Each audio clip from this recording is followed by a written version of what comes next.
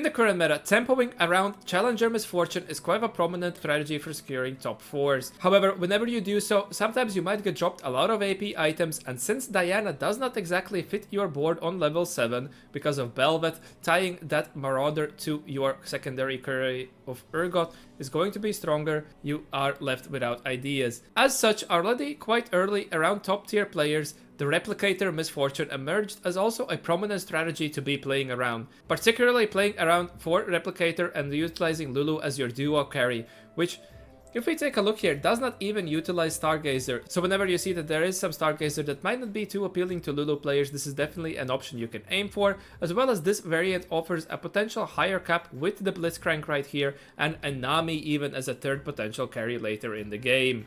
What also truly enables it is that artifacts, whenever you're playing around something like a Forged in Strength, you do not know if you're going to be getting random AP artifacts, and this comp can utilize them quite well, and is one of the best utilizers of Sniper's Focus, since the Replicator's Misfortune ult goes the distance, it gets the full damage amp. Another neat thing regarding this comp is that you also have a variant where you can be playing around Stargazers, offering also a potential to cap quite high, and another 3-star tank option, that being a Lowy, if you happen to notice that there are not that many AP players, Shepherd players, which it's a little bit out of the meta, so finding this Lowy 3, she can definitely be quite of a beast. So let's investigate how a top tier player approaches this line. With many of the top tier players preparing for the regionals and opting to keep their practices private, our pool of games right days is a little bit limited. However, there's always Wasian Iverson, one of the best players in the world, fundamentally sound and always able to innovate and adapt to whatever spot is being presented to him. Therefore, let's use another chance to jump in game with him and see how he approaches the line. Our gods for the game are going to be Thresh and Evelyn, and our Stargazer is Alter. Great Stargazer for pretty much all your variations if you're able to get it stacking early. And we are going to be playing in a gold start. Just quickly observing. Okay, we have another round. Observing the spot that we have right now is we are holding on to an Aatrox pair. Aatrox 2, with the recent buffs, is alright stage 2 carry. The buffs did manage to fix it. But we have the possibility to make 10, so let's see if we are going to be opting to play for 10 or potential of the strongest board. We are going to be opting with the strongest board. Unfortunately, our slam is Hand of Justice, which only really translates to something like these assassin type champions, so it's a fine early game stam on something like a Talon or a Kali, but generally does not transition to your endgame boards as well. We have the possibility of spiking around Bastions, but we do not have that strong of a carry right now to be playing around. Therefore, for our augment selection, Cursed Crown is something if you were able to heavily tempo, but on 2-1 it can become quite punishing. It's something you would more lean into on 3-2, where you already know you have secured quite a lot of upgrades, are in a good spot to be winning out the stage 3 where the damage is ramped up, and then capitalize on it from there. We stick together. This augment, in my opinion, is just unclickable.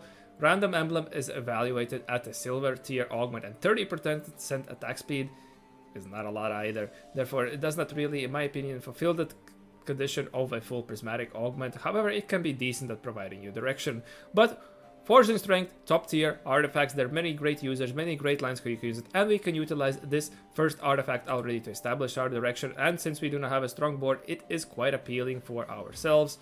Golden Gamble, amazing if you are on the win streak spot, especially if you roll a Radiant item, and if we had another slam, then we had a quite prominent chance for playing around it. Deadlier Caps, we will have to utilize it on a Gwen right now, but this is pretty much transitions into something like an ASOL, but AP is not that prominent in the meta right now. And we get our Forged in Strength random artifact, which is Ori's Aura. Speaking of ASOL, this is the first thing that comes to my mind that make ASOL from a weaker spot, especially since we have 2 Timebreaker, natural perhaps another Timebreaker, or have the potential to natural. Some of these Primordial units can get another resource generator online for ourselves, and then you would just simply try to spike around that Mighty Mech line, which is great at utilizing these artifacts in all different forms as well, since we again have AP, AD, and tank users of them, and some of them are amazing for this line. But since we have selected the augment right now, we're going to be low streaking. Another option that we can be considering playing is around is, for example, a Sounder can utilize this artifact quite well. We have a couple of Cho'Gaths, so we have a possibility to consider. And we see that the lobby is quite weak, so we might be in a rough spot. There are a couple of anima players who are going to be open sacking. Do we go for a chance to open sack against them? We saw that there was a player who was already trapping. We're going to be opting to hold on to these Cho'Gaths for potential, maybe to play around Lysandra. Other users, Lulu is a decent user, in my opinion. It's alright on her as well. It's interesting to see. The artifact seems appealing, but it's not the strongest one. It's not. It does establish direction for you, obviously, that you want to be playing around some form of an AP carry, but it's not one of the big juicers. We do find 3 Timebreaker and slot in the Maokai. Maokai playing into many of these reroll variants and generally a great mid-game tank. And we queue into this anima player, so we're going to be losing our loss streak. Since we just simply want to be dealing our resources. Now, this god selection is something that I'm not very happy about. Mini Recombobulator, we are not in a spot to be tempoing, to winning out from here. So we're going definitely kind of be clicking this since we want to keep our 3 Timebreaker. Perhaps we just simply have to be taking Steamroll right here. At least this is one that is not costing you HP. So 3 gold is 3 gold. Maybe we queue into anima player, get another 2 gold, and that is at least 5 gold worth of value, which is quite fine in the stage 2. For our component, this is the thing why you want to be locking in your comp already, usually by this god selection. We want to be going with a component. Generally, belts are fine options to be taking whenever you're undecided. Chain can also be quite fine. Picking up tank items is just a possibility. Obviously, you want to be prioritizing some form of main carry items if you can, but we did not see exactly those options either, so a little bailout on there in case we are undecided on what we want to be playing around just by now. Do queue into another anima player, so that is going to be 2 XP, which is neat, does not leave us on that odd number that's going to bug us the whole game. Plus we do get another 2 gold, so all things considered has worked out quite well. We had given up on our Lysandra plan, and it seems that there is another Lysandra player in the lobby. Perhaps we're scouting to see if there's anyone playing around the Lulu. We have the Lulu, we have the MF in our shop. That's quite of a potential direction for ourselves. Going to be holding on to this Lulu. The part is that this is the thing again why the 4 Replicator Misfortune comp is quite decent, in that fact that you do not need to be playing around the Stargazer, right? And something with an altar, you definitely want to be having that stacking going into the stage 4. Especially from a loss streak with a 3-cost reroll, and then having to stack your altar, you're just designed for a disaster. But playing around here, the 2 replicate, playing around the version where you do not have the Stargazer is quite sufficient. We do get a rod, so we already have the half of the JG right there. If he had picked up that belt, maybe it would have been nice. But picking up in current meta, picking up chains is completely fine, especially if you see that the lobby is going to be leaning quite heavily into AD. See, there is a worth of weight Mordekaiser playing around the Zoe, so that's going to be spiking. But these 2 players are still trying to outsack each other. Seems that they queued into each other, but one of them sold all of their board. Now that's a big balls gamble right there, because if they queued into anyone else, they're losing around on their anima. But now they just got rewarded by one of their picking one of their riskiest places. I don't think there's any way they could have known who they're going to be queuing into, right? They're going to be having 3 players in their pool. But they managed to just ruin the game for others. They're returning to our spot right now. Healing orbs is something you prefer for your melee carries or solo frontliners. Not exactly you're looking for. Partial Ascension is a decent combat option to be picking, but we would not have no immediate gain from it, and we are playing a reroll comp. We want to be definitely having more items for our 3-star units. Therefore, small grab is quite appealing. We do not have that many damage items sorted out either. So we're going to be probably defaulting that as an option. Focused fire, obviously your AD comps, something that can scale into the later parts, since you actually want quite a lot of durability. Every 5 seconds is quite slow in the later stages of the game, right? So you're considering you're getting about 20% attack damage, but plus we are a mixed damage type comp. Corrosion is alright. We're going to be running Aatrox, so perhaps the first couple of seconds. No, the value should still be there. But I think items are just going to be more power for ourselves. We're having them sorted out, and we do get a bow and a sword, which tie in quite nicely. Still going to be opting to playing around this 3 Timebreaker as our board simply, for example, we have quite a bit of a lack in our frontline department. We are not going to be killing that many units. There are 2 sackers in the pool who might ruin our loss streak, but nonetheless, for example, we queue into this Mordekaiser 3 right here. We just have no opportunity of really no opportunity of really winning the fights. However, with a cup, maybe an item slam, we could have saved some HP. Now that we have this Pantheon too, I think I would be looking potentially to be slamming items here. We are on a loss streak, which is fine, and perhaps we think that we can continue it by not slamming items, for example, against this kind of a Gnar board right there. The Nami player, well, even though it's 1-stars and no manager, Nami should still be quite strong, even if we had slammed items. I am simply getting worried about our HP total. Obviously, we want to be dropping and proccing that Forged Strength and hoping that's going to be enough to stabilize ourselves, but playing this... playing around the boundary is an art. Playing around it, being able to proc it at 35 HP is quite of an art. And there is a reason why this augment is also getting reduced back to 30 HP. For our next selection, again, Steamroll. No, this is a 2-star, 3-cost champion for 3 HP. Could perhaps utilize it to simply get our HP total lower and lose it as an extra gold. But I believe that Thresh's Random Boom is simply going to be more value than... This is pretty much 5 gold you're utilizing as a tempo option if you have a free slot. Thresh has a higher potential upside that we might be hitting, so I would assume that he's going to be going with that. And we are doing so. Now we have an option for Tahm Kench or Morgana. Have to evaluate our items right now. I mean, this would pretty much lock us into our Bramble Veslam, and then we can perhaps maybe make a Morello's. Tier we do not really... We want Spear of Shojin, which is fine also for Lulu if we are making 1 mana item and we are going to be having that Ori Zora. Then Spear of Shojin JG is quite fine of an option as well. Whereas Tahm Kench could perhaps give us even more resources. With 35 HP, we will be taking about 11 to 12 damage a fight right now. So we would be dropping very close to that 35 HP margin from this kind of a spot. But we're going to be opting to field that Tahm Kench. The proc is going to be coming together with the 4-2 augment selection, which is generally where everyone's going to be spiking, so that's nice perhaps to have a little bit of extra resources. And yeah, we have these Adam plays in our lobby, so we have another life to burn, pretty much another round before our 4-2 if we just queued into one of them, as we did just now. This is the micromanagement that we're seeing here.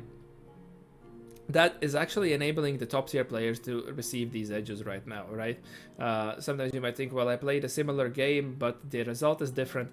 Micromanaging these decisions, adjusting to your lobbies, how the type is going, and even here, I made a call of maybe I should have slammed items, but he's recognizing that he wants to guarantee the possibility of proccing this Fortune Strength exactly on the spike when the rest of the lobby is going to be spiking, not having to sacrifice lives. They're giving himself a cushion to now save all the amount of gold he has and then go for one big spike to win out is what sometimes separates the best players from just, you know, average player. Now we see that this player has opted to still push. He is not at that 400 threshold, and then 1 life is going to be coming out.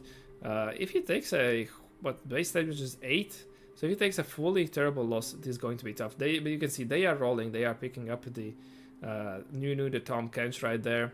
And we have another player that's completely 100 streaking, so this is a very top heavy lobby. We see 80, 82 HP and 100. Fully these players capitalizing on the fact that the lobby was quite weak. There were 2 lost streakers with Adam Assa's lost streaking as well, and now we see that this a player who has tempoed also in the middle of a pack is going to be having a rough time. Have opted to level to 8 and roll down 4 with a subscription service for that Nami, and Riven didn't find a Space Groove Emblem, but it's going to be quite tough of a spot. Just quickly looking at our spot again before our augment selection regarding our items, we have possibilities to be picking up from. But we see Heroic Grab Bag here, right? So this is going to be what we're taking immediately. Deadblade, IE, well, we want Spear of Shojin, IE, Jeweled Gauntlet. Ideally would have had a little bit more belts, but it is what it is. Ascension, again mentioned, decent combat augment, even at gold tier, quite fine. Cybernetic Uplink is alright of a combat option, but I think we just simply need a lot of gold right now. The whole lobby, the spike is coming. We definitely want to be spiking harder right now, and the most immediate value we can get from is Heroic Grab Bag. 3-cost reroll, never underestimate how expensive it is, and these duplicators make the world of a difference.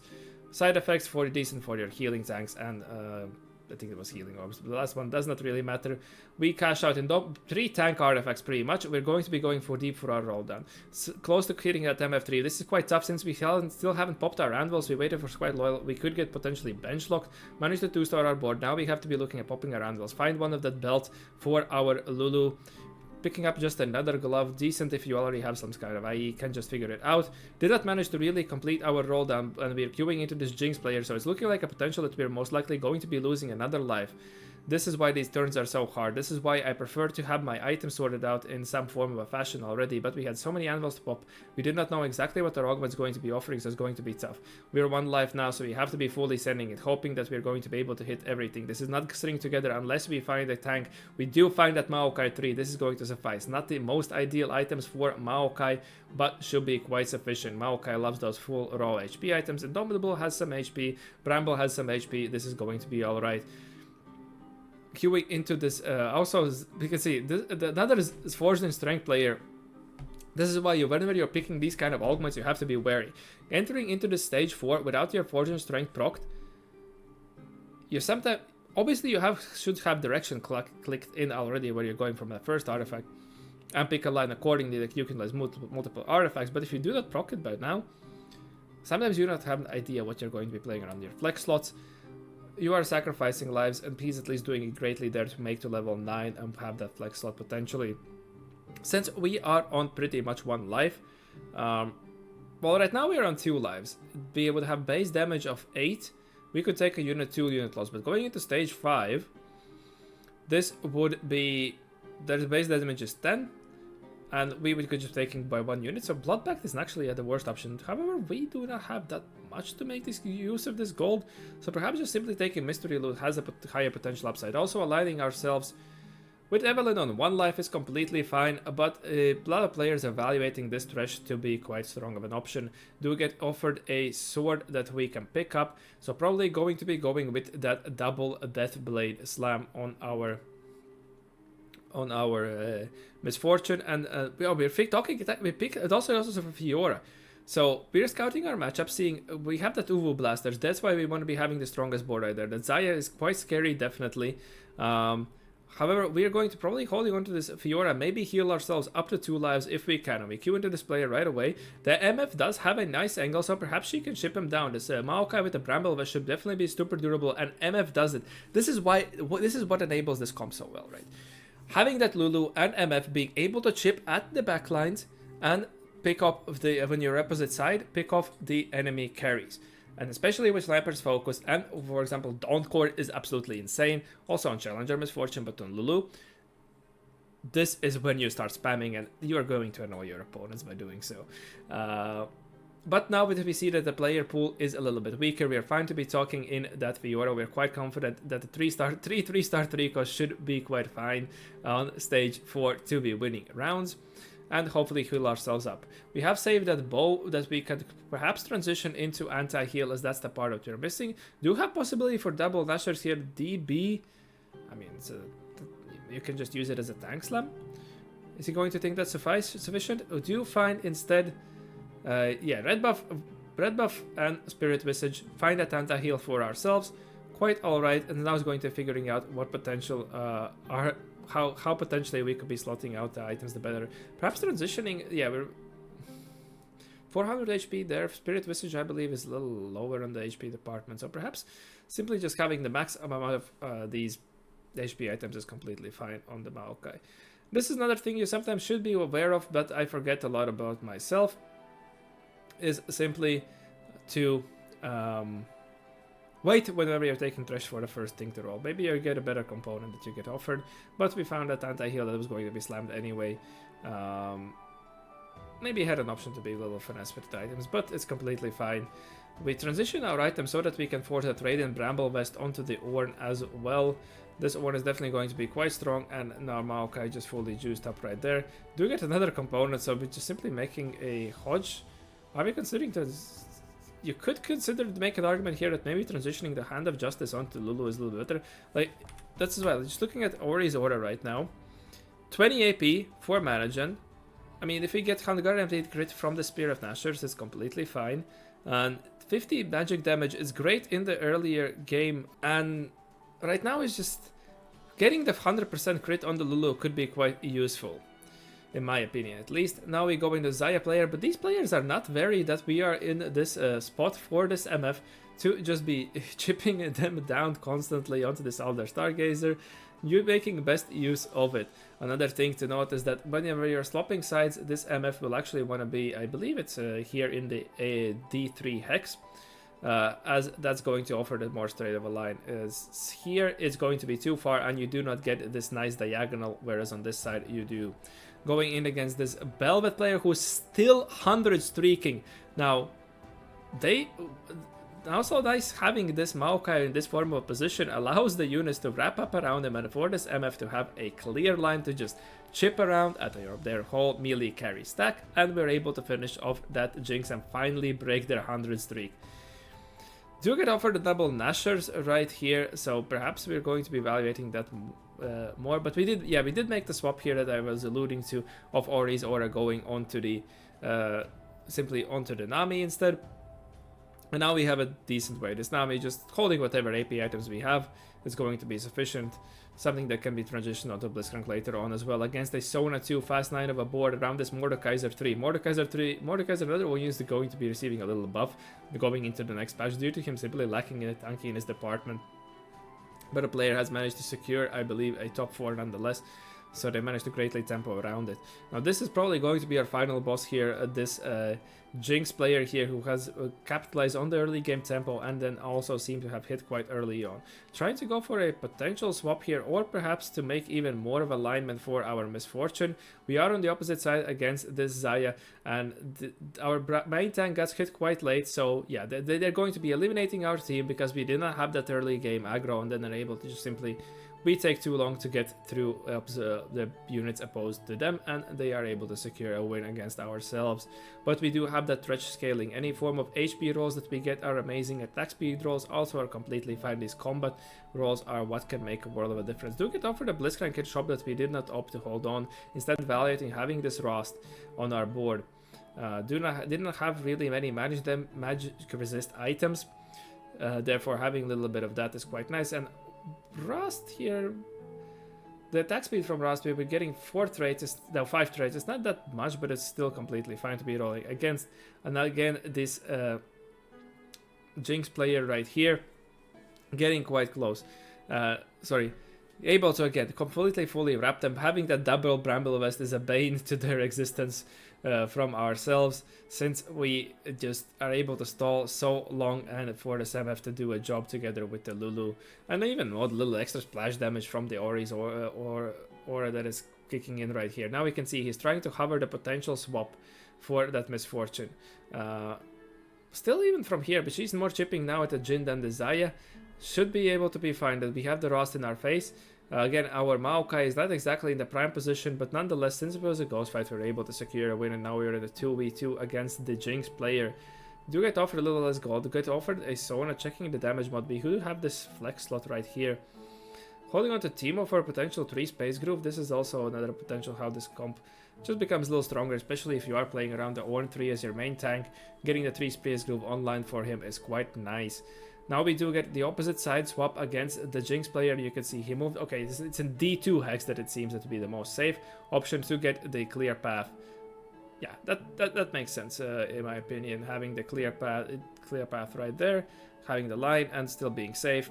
Just 1 hex difference since the edges, as we know, of the hexagon on board are how they are. Transitioning our TG to the Blitzcrank and picking up another Bramble Vest.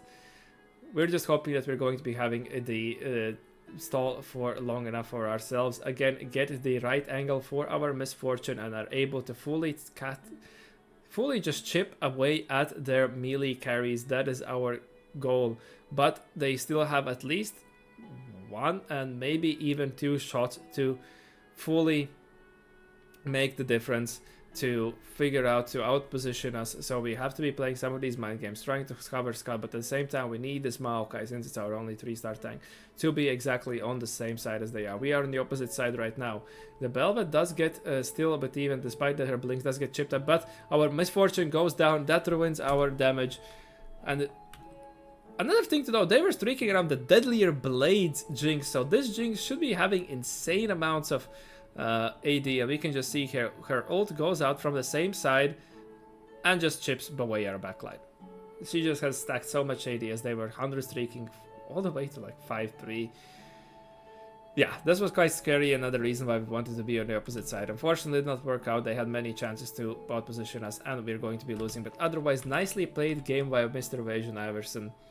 Identifying the lobby dynamics. Still, we want to be playing a loss streak, but with a couple of players just going full open, it was quite hard for ourselves. Nonetheless, sacrifice those early lives, try to get that loss streak whenever we could, and found a line that can utilize multiple artifacts out. Found most of our frontline artifacts. Nonetheless, that's why we saved those component anvils to know what items we want to be making. Had to index some damage items, able to spike hard due to all the accumulation of resources around the timebreaker early on, and then contest the potential win out. I would like to thank you for watching. I hope that you learned something new, and I wish to see you in the next one. Have a good one.